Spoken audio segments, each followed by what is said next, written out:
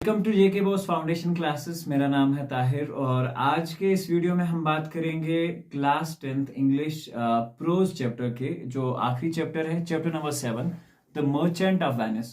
सो इस चैप्टर के पहले सारे प्रोज के लेक्चर्स जो हैं हमने अपलोड कर दिए हैं और आज प्रोज का आखिरी जो सेगमेंट है यानी कि जिसमें हम बात करेंगे मर्चेंट ऑफ वेनिस के क्वेश्चन एंड आंसर्स के बारे में।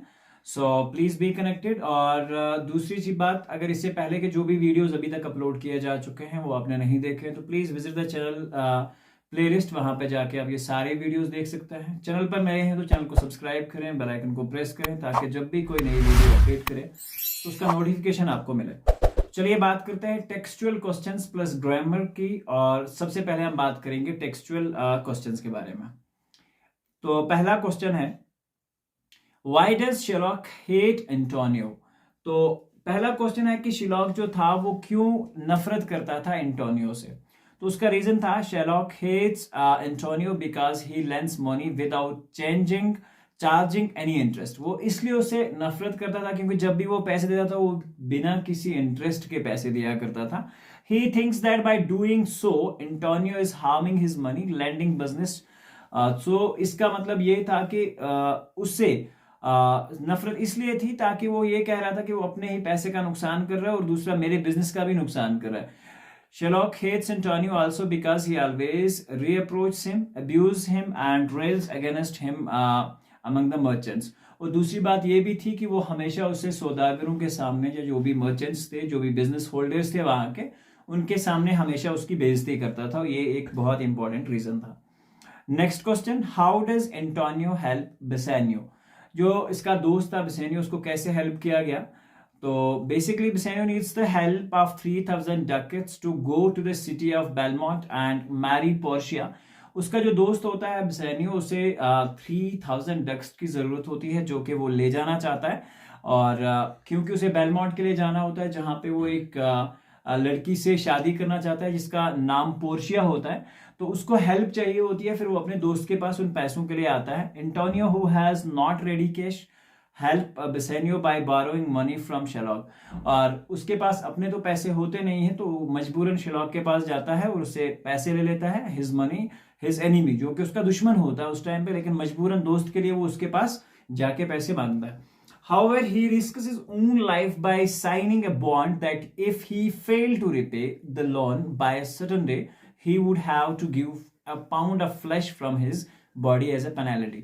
तो उसने क्या कहा था कि मैं आपसे कोई इंटरेस्ट नहीं लूंगा, लेकिन अगर आप टाइम से पैसे नहीं दे पाए तो मैं आपकी बॉडी का कोई भी पार्ट जो मेरा मन होगा वो काट लूंगा। तो ये बहुत क्रूल बंदा था और खतरनाक था, इसलिए इसने इस तरह की एक शर्त रखी थी। So question number 3 है, how does Sherlock feel when Antonio asks for some money? Why is he interested to pay the required sum? So जब शिलॉक को ये पता चलता है कि उसी का मतलब दुश्मन जो कि उसे हमेशा टॉर्चर करता है या हमेशा उसकी बेइज्जती करता है, वही उसे पैसे मांग रहा है, और क्यों वो तैयार हो जाता है उसे पैसे देने के लिए, यानी कि वो तो पैसे नहीं देना चाहिए था ना। उसका रीजन था कि वो उसे बदला लेना चाहता था। When Antonio asks for money, Sherlock feels highly irritated that despite reproaching, abusing and railing against him, he is now asking for money to him। तो दूसरी बात, जैसे ही एंटोनियो से पैसे मांगने जाता है तो वो क्या हो जाता है, थोड़ा सा इरिटेट पर्सन फील करता है, क्योंकि ये एक ऐसा बंदा होता है जो उसे लगातार टॉर्चर करता है, लगातार एब्यूजिव लैंग्वेज उसके खिलाफ इस्तेमाल करता है और उसे उसके गलत कामों के लिए हमेशा क्या काम करता है, टॉर्चर करता है। उसे टॉर्चर नहीं कहेंगे, समझाता है, लेकिन अब ये उसे ही पैसे मांगने के लिए आ जाए, ये थोड़ा सा एक इरिटेटेड फीलिंग थी किसके लिए, शिलॉक के लिए। He is interested to pay the required sum because he does not want to miss this golden opportunity to revenge Antonio। तो वो उसे इसलिए पैसे देना चाहता है क्योंकि वो उसे एक ट्रैप में फंसाना चाहता है और बाद में अपना जो बदला है वो लेना चाहता है। ये बेसिकली शिलॉक का मतलब होता है, यानी कि उसका मकसद होता है। He makes him to sign a bond that if he failed to repay the money by a certain day, he would cut a pound of flesh from any desired part of his body। और वो एक promise करता है कि हाँ, अगर मैं तुम्हें पैसे नहीं लौटा पाया तो मेरी जो भी बॉडी में से आपको अच्छा पार्ट लगे तो आप काट लेना, क्योंकि उसे अपने दोस्त को किसी तकलीफ में नहीं देखना होता है। तो ये बेसिकली एक रीजन होता है। क्वेश्चन नंबर 4 जो है, what conditions does Shylock put for if the debit is not paid on time, तो शिलॉक ने क्या कंडीशन रखी कि अगर आपने मेरा उधार टाइम से नहीं दिया तो आपको क्या करना पड़ेगा. Shylock put forward the condition that if he debits not paid by time, Antonio would forfeit a pound of flesh to be cut off and desired part of the body. उसकी condition क्या होती है कि तुम time से पैसे नहीं लौटा पाए तो तुम्हें अपनी बॉडी में से कोई भी एक पार्ट जो मेरी मर्जी का हो मैं काट सकता हूं तुम्हारी बॉडी में से. तो ये कंडीशन थी रखी शिलॉक ने, बहुत खतरनाक था. How does Bassanio marry Portia. अब बिसेनियो ने पोर्शिया से कैसे शादी की, ये भी एक इंटरेस्टिंग डिटेल है. बिसेनियो जो कि lived in Venice, he falls in love with Portia. वो पोर्शिया से जिसे हम कहेंगे उसे पोर्शिया से प्यार हो जाता है. Who was a rich and beautiful lady in the city of Belmont, जो कि एक बहुत रिच, अमीर और खूबसूरत लैडी होती है. तो उसके बाद क्या होता है, there were other suitors too who wanted to marry him. बहुत सारे और भी लोग थे जो उसे प्यार करते थे और उसे जिसे हम कहें कि शादी करना चाहते थे. So to impress her and make himself like richer than others, he borrows 3000 ducats from his friend Antonio and leaves for Belmont. तो उसको ये दिखाने के लिए बेसेनियो ने क्या काम किया, 3000 डकेट्स अपने दोस्त से लिए ताकि उसे अपना वो इम्प्रेस कर पाए पोर्शिया को, और वो बाद में पोर्शिया रेडी हो जाती है और उससे शादी भी कर लेती है. He borrows 3000 ducats from his friend and leaves for Belmont, और वो चला जाता है वहां. There he succeeds in winning the hand of Portia, who indeed falls in love with him at the moment he saw him. She is happy to be asked to marry him. और जैसे ही वो आपस में बात करते हैं, आपस में जिसे हम कहेंगे मिलते हैं, तो वो एक दूसरे से साथ प्यार में पड़ जाते हैं और वो फाइनली पोर्शिया रेडी हो जाती है उससे शादी करने के लिए. Why is the case brought before the Duke of Venice? क्यों केस को लाया गया था वेनिस के जज के सामने. When Antonio fails to pay back the borrowed money on the fixed date, जब एंटोनियो को पैसे नहीं मिले फिक्स्ड डेट पे, जहाँ एंटोनियो जिसे हम कहेंगे ना वो फेल हो गया कि पैसे टाइम से नहीं लौटा पाया, तो Shylock brings the case before the Duke of Venice. तो जो शिलॉक था उसी ने वो केस कहाँ लाया था, कोर्ट में, कि इसने मेरे पैसे टाइम पे नहीं दिए हैं, ताकि कोर्ट से मैं उसको ऑर्डर ले सकूं कि कौन सा. हालांकि वो अदालत में भी चाकू लेके गया था क्योंकि उसे पूरा कॉन्फिडेंस था कि उसे वो गोश्त जो है, गोश्त का टुकड़ा काटने का ऑप्शन दिया जाएगा.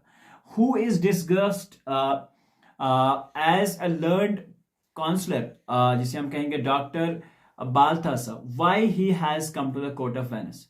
Portia is disguised as the learned counsellor, director जिसे हम कहेंगे doctor Balthasar, he has come to the court of Venice to plead the case of Antonio and save his life from the hard-headed Shylock. वो इसलिए आता है ताकि वो hard-headed Shylock से उसकी लाइफ जो है बचाने के लिए जो है वो केस को लड़ सके, इसलिए वो वहां पे आता है. अब नेक्स्ट क्वेश्चन है, how did the counsellor start his argument and how was he able to get the judgement in Antonio's favour. जो वहां पे वो पोर्शिया बन के आई थी काउंसलर, तो अब उसने क्या काम किया, किस तरह से उसने स्टार्ट किया. उसने स्टार्ट इस तरह से किया कि उसने कहा शिलॉक का पूरा हक बनता है कि वो एक फ्लैश का पाउंड ले सके. पहले बिल्कुल उसने फेवर किया इसको काउंसलर जिसे हम कहेंगे शिलॉक को बहुत अच्छे से. The counsellor started the argument in favour of Shylock and said that he indeed had a right to cut a pound of flesh from Antonio's body. तो उसने क्या कहा कि हाँ इसका पूरा हक बनता है कि ये गोश्त का टुकड़ा जो है वो काट ले. But he refused. Then the counselor argued that he must have a surgeon to cut a flesh. ठीक है, तो उसने कहा कि नहीं, तुम खुद से फ्लैश नहीं काट सकते हो, तुम्हें एक सर्जन की जरूरत पड़ेगी, क्योंकि फ्लैश तो हाँ ठीक है तुम टुकड़ा तो काट लोगे, लेकिन उसके बाद इसकी लाइफ सेव करने के लिए तुम्हें एक डॉक्टर की जरूरत पड़ेगी, तो वो भी तुम्हारे साथ होना चाहिए, जो कि शिलॉक लेके नहीं आया था. Finally, the counselor turned the tables on Shylock and argued that the bond gives him only a pound of flesh, not a drop of blood. तो ये कंडीशन क्या हुई लास्ट पे, उसने ये कहा कि आप हाँ बिना झिझक आप ये काम कर सकते हो, लेकिन एक भी ब्लड का कतरा जो है, खून का कतरा नीचे नहीं गिरना चाहिए. ठीक है, तो क्योंकि उसने कहा था आप काट लो लेकिन खून नहीं बहना चाहिए, तो ऐसा पॉसिबल था ही नहीं, क्योंकि बात तो सिर्फ गोश्त की हुई थी ना, ब्लड की नहीं हुई थी. तो इस तरह से वो फाइनली सेव करने में कामयाब हो जाती है इसको, एंटोनियो को. How did Portia get back in her ring. Portia को अपनी वो रिंग कैसे वापस मिल जाती है. When Bassanio was returned to the Venice to help Antonio, Portia gave him a ring and asked him to wear it always. जब ये वापस आ रहा था बेसेनियो जो है बेलमोंट से वेनिस के लिए, तो उसने अपनी वाइफ ने एज अ गिफ्ट उसे दिया था कि ये पहन के रखना और चाहे कुछ भी हो जाए तो ये मत निकालना। बाद में जब वो पोर्शिया खुद ही अलग रूप में बन के आके वहां उनकी हेल्प करती है और उसके बाद एट द एंड वो इसलिए उसे अंगूठी मांग लेती है कि वो चेक करना चाहती है कि कितना प्यार है उसे अपने दोस्त से, हालांकि उसके दोस्त ने जो प्यार दिखाया था वो एक अलग लेवल का था। ठीक है, तो फाइनली उससे क्या काम होता है कि वो अपनी जो फिंगर होती है, रिंग होती है, वो खुद ही ले जाती है लास्ट पे। ठीक है, तो as first Portia refuse to take any gift, पहले वो गिफ्ट लेने से इनकार करती है, but when he pressed hard she insisted that she would take the ring that he had on his finger. So initially Bassanio refused, but the Antonio's insistence, he unwillingly agreed to give her ring. This was how Portia get back her ring, और इस तरह से Portia को अपनी ring जो है वो वापस जो है मिल जाती है। तो चलिए बात करते हैं अब question number 10, that's the last question of the session as well. Okay, yes, now describe the theme of the play, यानी कि थीम क्या था इस सारे ही जो हमारे पास ये प्ले है, इस सारे प्ले का जो है थीम वो क्या है। ठीक है, तो थीम की अगर हम बात करें, the play the merchant of Venice revolves around the themes of love, hatred, sacrifice and mercy. तो यहाँ पे 4 वर्ड्स के इर्द गिर्द ये पूरी थीम जो है घूमती है। लव मीन्स द लव जिसे हम प्यार कहेंगे, मोहब्बत, नफरत, सेक्रीफाइस कुर्बानी, और संपैथी मर्सी के इर्द गिर्द, इन 4 वर्डों के इर्द गिर्द। That begins to play describes Antonio's hatred for an old Jew Shylock, जो कि स्टार्ट होती है कहानी एंटोनियो की नफरत से जो कि वो करता है एक जीव यानी कि एक यहूदी से जिसका नाम शिलॉक होता है। Who lends money that he needs at a very high rate of interest, क्योंकि वो जब भी किसी को पैसा देता है हेल्प करने के लिए तो वो हाई इंटरेस्ट लेता है बाद में पैसे का, और इससे एंटोनियो कभी खुश नहीं होता है। On the other hand, Shylock's insistence as a pound of flesh highlights his hatred. तो दूसरी तरफ से हम इंस्टेंस ये देखें कि जब शिलाक ने ये मांगा कि वो गोश्त का एक टुकड़ा चाहिए तो उसे वो नफरत दिखती है कि उसके अंदर कितनी नफरत थी। और जब लास्ट पे जब 3,000 रुपये का वो 3,000 जिसे हम डकेट्स कहेंगे वो मसला आता है, तो किस तरह से अपनी लाइफ को रिस्क में डाल के सेक्रीफाइस कौन देता है, एंटोनियो अपने फ्रेंड के लिए, ताकि उसे शादी करने का मौका मिल जाए। और एट द एंड किस तरह से सारी चीज़ों को मैनेज करती है पोर्शिया, और सारी चीज़ें जो है इन फेवर ऑफ शिलाक हो जाती है। Language work is read the following extract, gratitude queen of Denmark dash dash and Hamlet promised to observe the ghost of direction in all the things and the ghost vanished. ठीक है, तो ये आपका जो है स्टार्टिंग में language work आता है, बहुत बड़ा ही पैराग्राफ दिया हुआ है। अगर आप अपनी टेक्स्ट बुक पे जाएंगे तो then you can see that there. So if you observe that हमारे पास कुछ वर्ड्स हैं जिनका हम इस्तेमाल करेंगे और इनको ग्रेटिट्यूड टू द क्यून, मैं I will use the pen here. So सबसे पहला जो है gratitude is the queen of dash dash. ठीक है, वो कहाँ की क्यून होती है, डेनमार्क की। तो इसमें आप देख सकते हो डेनमार्क, डेनमार्क। ठीक है, डेनमार्क एक कंट्री है। और second is Helmut's dash dash. He tells the young Helmut that Hamlet that his father died of a serpent's dash dash. तो ये सारी जो हैं fill in the blanks हम लिख देते हैं यहाँ पे, तो आप easily पहली जो मैंने बता दिया था आपको, this was the first one, Denmark. Denmark जो है पहले में आएगा। and for the second fill in the blanks you will observe that for the second is Hamlet's uncle, यहाँ पे था Hamlet's uncle, सेकंड में uncle आएगा। and the third one is serpent sting। ठीक है, यहाँ पे sting आएगा, STING, sting। the spirit that appears before the Hamlet was the ghost of his father, the ghost of his father। तो ये आएगा इसमें the ghost of his father, तो ये हो गया। Fourth one, the spirit revealed Hamlet that killed his father by powering, that dash dash killed his father by powering Hamlet that जिसे हम कहते हैं ना क्लाउडियस, तो इसके लिए क्लाउडियस का वर्स जो है ये वाला आपका जो है इस वाली में लिखा जा सकता है as an answer, killed by his father pouring। तो यहाँ पे आप देखोगे pouring the juice of poisonous henbane, poisonous henbane, तो ये जो है आपके इसमें लिखा हुआ है, even in that as well, आपके जो पैराग्राफ है उसमें भी लिखा हुआ है, तो वहां से भी आप देख सकते हैं। Hamlet and leave gratitude to heaven, वो फाइनली कहाँ चला जाता है, into the heaven. So and the sting and the thorns of consistence, ठीक है, ये भी आपका जो है लास्ट में आएगा। एंड द गूस्ट वैनिश्ड, लास्ट की जो फिल इन द ब्लैंक्स है इसमें आएगा वैनिश्ड। ये सारे आपके पैराग्राफ में भी आपको वर्ड्स जो है वो मिल जाएंगे। Next is give the meaning of the following. तो पहला है कॉन्टेम्पिटेबल, टाइबल, disposition, rejoice, contrive and contrive, ठीक है। तो ये इन सारे जो वर्ड्स हैं, तो पहला जो है contemptible means not deserving any respect, जिसे कहते हैं जिसे कोई ना इज्जत के काबिल नहीं होना, ठीक है। तो इसे हम कहेंगे कि इज्जत के काबिल ना होने वाला, not deserving any respect at all, not deserving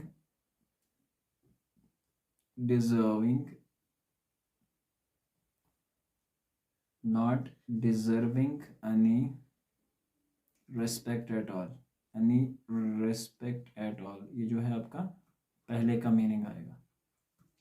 उसके बाद है डिस्पोजिशन। डिस्पोजिशन का मतलब होता है the natural qualities of a person's character, ठीक है, natural qualities of a person's character. Rejoice, to express great happiness, ठीक है, रिजॉइस का मतलब to express great happiness.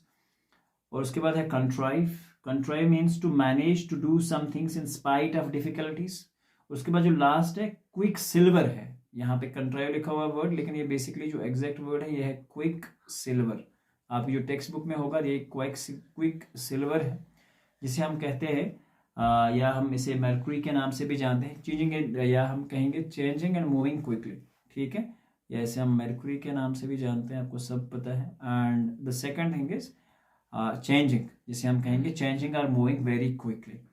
Now the next is complete the following 10 sentences using the appropriate class. The rains were so heavy that even the porter found it difficult to lift, ठीक है, बहुत simple है। उसके बाद है my luggage was so heavy that dash dash we were so excited that he is careful with the money that, so rain were so heavy that the whole city was flooded, that इसमें हम लिख सकते हैं that the whole city was flooded, whole city was flooded। उसके बाद है my luggage was a heavy that even the porter found it difficult to lift, even the porter found it difficult to lift। आपके पास हैं ये सारी चीजें दी हुई, तो पहला जो है पहला ऑप्शन इसमें आएगा फर्स्ट वन। उसके बाद है next we were so excited that we could not go sleep a wink last night। तो ये वाला जो है आपका फिफ्थ वाला इसमें ऑप्शन लगेगा, आपकी टेक्स्ट में लिखा हुआ है फिफ्थ वाली जो अब लाइन है, he is so careful with money that he hardly spends at all, he hardly spends at all जो है ये आपका सेकंड वाला ऑप्शन है, तो ये सेकंड वाला ऑप्शन इसमें लगेगा। Third is Arundhati Roy book was so good that it won her a Booker prize, ठीक है। तो ये कौन सा वर्ड है आपका, ये है बेसिकली थर्ड वाली जो है स्पेल इसमें आएगी, ठीक है। Now moving and forward, that is the next and let's see कौन सा इसके बाद आएगा। Okay, just now is the passage number 1। जैसा कि मैंने आपको बताया कि आपके एग्जाम में पैसेज पूछे जाते हैं और उन पैसेज की बेस पे आपको एग्जामिनेशन में क्वेश्चन पूछे जाते हैं, ठीक है। तो ये जो पहला है ये पैसेज है, Shylock the Jew lived in Venice, a usurer by profession, he had amassed as immense fortune by lending money on a great interest to a Christian merchants। तो ये शिलॉक के बारे में जो स्टार्टिंग में हमने स्टोरी के स्टार्टिंग में पढ़ा है, अगर आपने वो लेसन नहीं देखा हो तो प्लीज आप जा सकते हैं। कुछ क्वेश्चंस हैं बहुत सिंपल वाले। Find from the passage the words which antonyms the following. Friendship, friendship का मतलब होता है दोस्ती, एंटोनियम का है, अगर फ्रेंडशिप का हम एंटोनियम लिखेंगे तो that's basically called as enmity, दुश्मनी जिसे हम कहते हैं, एनिमिटी कहा जाता है उसे। एनिमी मीन्स दुश्मन, एनिमिटी मीन्स द दुश्मनी, ठीक है। डिस्ट्रेस, ठीक है। प्लेजर का जो है एंटोनियम आता है डिस्ट्रेस। प्लेजर यानी कि खुश होना, डिस्ट्रेस या तकलीफ में होना जिसे हम कहेंगे। जेनरस, मीन, ठीक है, जेनरस ये आएगा इसमें। And liked, liked means disliked, liked का मतलब उल्टा क्या आएगा, डिसलाइक्ड, ठीक है, ये आप लिख सकते हैं। सो आपकी जो शिलॉक यूज्ड लेंट, पहले में लेंट आएगा, पहला जो सेंटेंस है that's lent. Shylock is mean greedy and a dash dash fellow, ठीक है, हार्ड हार्टेड, ठीक है, बहुत सख्त दिल रखने वाला आदमी, हार्ड हार्टेड बंदा, ठीक है। ये आपके लेसन में भी है और आपके पैराग्राफ में भी है, hard hearted. Next is third में जो है आपका डिस्ट्रेस लगेगा, this is distress, DISTRESS, distress. And the last one IV, that's actually without, without interest. और एंटोनियो का क्या काम था, वो विदाउट इंटरेस्ट पैसे देना, ठीक है। Now move with the passage number second, that has starting कहाँ से होता है, signior Antonio on the Rialto many at a time and often you have railed at me about monies and my usuries। ये कौन कह रहा था, shellac कह रहा था इससे सारी कहानी, ठीक है। तो उसके बाद जो है next from the same passage words which are synonyms having the same meanings with complaint, ठीक है। तो कंप्लेंट का अगर हम देखें तो रेल्ड यानी कि रेल करना, सेम मीन करना, यहाँ पे रेल्ड RAILED जो वर्ड आपके सेंटेंस पैसेज में यूज हुआ है। अथीस्ट, ठीक है, जिसे हम कहेंगे अनबिलीवर, ठीक है, अनबिलीवर यानी कि जो बिलीवर नहीं होता है। Community, that's if you just talk about the community, तो ये tribe, tribe we can say that word, इसमें ट्राइब यूज हुआ है, ट्राइब। और the last is the dog, और यहाँ डॉग के लिए जो वर्ड यूज हुआ है that is cur, CUNR। Speaker in the above lines is Shylock, obviously Shylock की ये बातें हैं। The speaker was a dash dash, he was a Jew, Jew किसे कहते हैं, यहूदी होना, ठीक है। Antonio use to dash dash insult, Antonio का क्या काम था, वो इंसल्ट बेचारा जनवन बात पे करता था, यानी कि वो सही बंदा नहीं था इसलिए। और लास्ट पे Antonio went to the speaker to borrow money, last पे एंटोनियो खुद फंस जाता है उससे पैसे लेने के लिए, और वो उसे इंटरेस्ट ना लेके बंदे का गोश्त ही खाना चाह रहा था। चलो बात करते हैं अब नेक्स्ट पैराग्राफ पे, that's your paragraph number 3। The seemingly kind of a greatly surprise Antonio and then Shylock. So ये आपका पैसेज है टिल स्ट्रेंज बॉन्ड तक, ठीक है। तो स्ट्रेंज बॉन्ड पे जैसे आप पहुंचोगे उसके बाद कुछ क्वेश्चंस आंसर हैं जो इसी के बेस पे है। So let's move with that. From the passage the antonyms of the following cruelty, displeased, reward and sorrowfully, ठीक है। तो ये जो है इनके जो है मीनिंग सब हम लिखते हैं। पहला है क्रूएलिटी, क्योंकि इसका हमें एंटोनियम चाहिए तो क्रूएल जालिम होना होता है, और इसका जो है एंटोनियम जिसे हम एंटोनियम कहेंगे वो है हमारा काइंडनेस, यानी कि रहम दिल होना, kindness. Displeased, is it right now, तो डिस्प्लीज का मीनिंग जो आएगा वो आएगा प्लीज्ड, सिंपली डिस काट दो, you will get the pleased. Reward, reward होता है इनाम लेना, ठीक है, और उसका जगह क्या आएगा आपको, सजा, ठीक है। तो next we can take that penalty या जुर्माना जिसे हम कहेंगे, वो भी आ सकता है। नेक्स्ट इज सारोफुली, ठीक है। तो सारोफुली का हम उल्टा क्या लिखेंगे, चेयरफुली, दैट्स इट, तकलीफ से, खुशी से। नेक्स्ट उसके बाद हमारी जो fill in the blanks, Antonio was a great surprise at, first is the kind of the offer by Shylock, the kind of the offer by Shylock, the kind of the offer, dash में आप लिखोगे the kind of the offer by the shellac.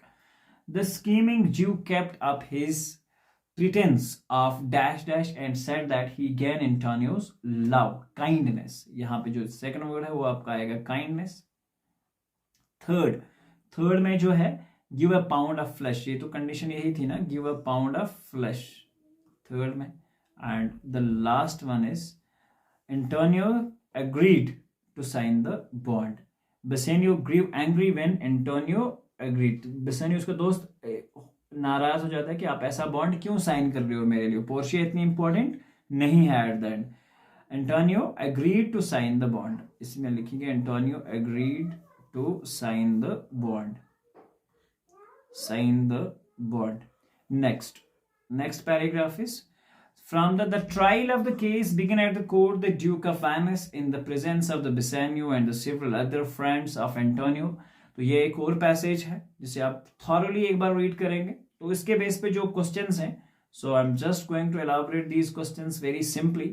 Match the words with the A with the passage in the word B.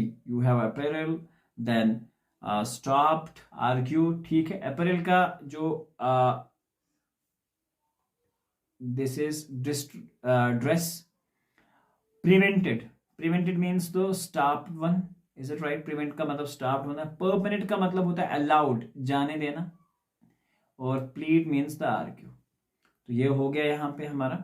Next, there are some fill in the blanks on the same concept. ठीक है, तो पहले में जो आपका है the Shylock had filed a suit against Antonio. तो उसने जो केस किया था वो किसके खिलाफ किया था? एंटोनियो के खिलाफ किया था. Bilario, who was a learned counselor, was Portia's. वो क्या लगता था? पोर्शिया का कजन लगता था, जिसने लास्ट पे ये सारी चीजें उनको समझाई कि कैसे इस केस को लड़ा जाए. Bilario requested the Duke to dash plead in his for permit Balthasar. ठीक है, जिसका उसने परमिट लिया था ना लास्ट पे कि हाँ मेरी जगह पे ये अब आएगा, तो खुद वो एक्चुअली चेंज होके चली गई थी. And the last is the counselor. The Portia disguised herself as a counselor. उसने अपने आप को कैसे पेश किया कि मैं एक counsellor. That's it. Next paragraph start हो रहा है आपका पेज नंबर 59 पे है और वहां से लेकर विश, फादर्स की विश तक जो है ये चलता है. So let's get started with the question and answers. From the passage, words which mean the following. An unlawful act. ठीक है, an unlawful act का मतलब होता है क्राइम. ठीक है, यानी कि बगैर कानून के कोई बात करना. That's actually called as the crime. Next, conspired. ठीक है, इसका मतलब क्या होता है? That is plotted, यानी कि जिसे हम कहेंगे ना बहुत लंबे तरीके से प्लान करके प्लॉट करके लिखना. ठीक है. वेरी सीरियस, जिसे हम कहेंगे very serious is basically spade, जिसे हम कहेंगे टेरेबल सिचुएशन में होना किसी चीज का. टेरेबल. ठीक है, terrible things that are owned by somebody. Property. ठीक है, जिसे हम कहेंगे ना जो किसी आदमी की चीजें होती हैं तो वो उसकी प्रॉपर्टी कहलाती है. ठीक है, तो पहले में आएगा the word she in the given passage refers to Portia. किसे यहाँ पे शी का इस्तेमाल किस लिए किया गया है? पोर्शिया के लिए इस्तेमाल किया गया. The dash had plotted against dash. ठीक है, और उसके बाद क्या था? शिलॉक ने किसके खिलाफ प्लॉट किया था? Plotted against Antonio. और किसके खिलाफ किया था? ये एंटोनियो के खिलाफ. The Duke of Venice. ठीक है, the Duke dash Shylock's life saved, या हम इसे कहते हैं स्पेड. यहाँ पे जो वर्ड यूज हुआ है बेसिकली सेव्ड भी आ सकता है, बट यहाँ जो पैराग्राफ में यूज किया that spade. As a punishment half of Shylock's property was given to Antonio and the other half went to dash. ठीक है, स्टेट ऑफ वेनिस को, यानी कि आधी प्रॉपर्टी उसको मिलेगी और आधी प्रॉपर्टी स्टेट ऑफ वेनिस यानी कि गवर्नमेंट को. वेनिस की गवर्नमेंट है ना, वहां की गवर्नमेंट को दी गई उसकी आधी प्रॉपर्टी, क्योंकि उसके इस गंदे बिहेवियर के लिए. और अब है last paragraph of the lesson. So this is the paragraph here. Page number 59 पे ही है. After Portia in the discourse of the liar had won the case for Antonio, Bassanio went to thank her. He of course did not know who she was, क्योंकि उन्हें नहीं पता था कि वो कौन है और कहाँ से आई है, कौन है वो. तो फाइनली ये सारी कहानी होती है. तो इस पैसेज के ऊपर जो क्वेश्चंस पूछे जा सकते हैं एग्जाम में वो क्या है? Find in the passage the words which mean the following. Turn down. Turn down होता है किसी की, जिसे हम कहते हैं ना किसी की रिक्वेस्ट को हटा देना, टर्न डाउन करना. ठीक है, तो यहाँ पे जिसे हम कहेंगे ना टर्न डाउन का यहाँ पे मतलब है रिफ्यूज करना, इनकार करना. टर्न डाउन का मतलब होता है रिफ्यूज करना. Said formally and repeatedly. Said formally and repeatedly, insist करना है किसी चीज के लिए. दूसरे में क्या आएगा? Insisted. Meaning now the third one is requested. Request का मीनिंग यहाँ पे क्या है? अपील करना किसी को, या अपील भी हम कर सकते हैं, appealed. Next, Portia played the role of counsellor, male lawyer जिसे हम कहते हैं ना, एक मर्द वकील की तरह उसने पेश किया अपने आप को। वाज बेसेनियोस वाइफ डैश डैश, ठीक है। कौन थी ये बेसिकली? पोर्शिया। पोर्शिया तो बेसेनियो की वाइफ थी, जो कि मेल किरदार में आके उसकी लाइफ बचाती है, और बेसेनियो को ये भी नहीं पता होता कि ये जो केस मेरे लिए लड़ रहा है बंदा, ये कौन है? ये मेरी वाइफ है। Bassanio's wife had asked him not to dash dash the ring, not to part with the ring. Part with यानी कि इस रिंग को कभी किसी को नहीं देना, अलग नहीं करना अपने आप से, ये कहा था उसने। Bassanio thanked the young lawyer for, किसके लिए किया था? Saving his friends life. किसके लिए उसने शुक्रिया किया? उसके दोस्त की जान बचाने के लिए। Saving his friends life, his friends life. So this finally concludes our today's topic and I hope you must have understood all the things. Passage मैंने आप पूरे नहीं पढ़े, मैंने सिर्फ आपको आइडिया दिया कि इस तरह के पैसेज आते हैं।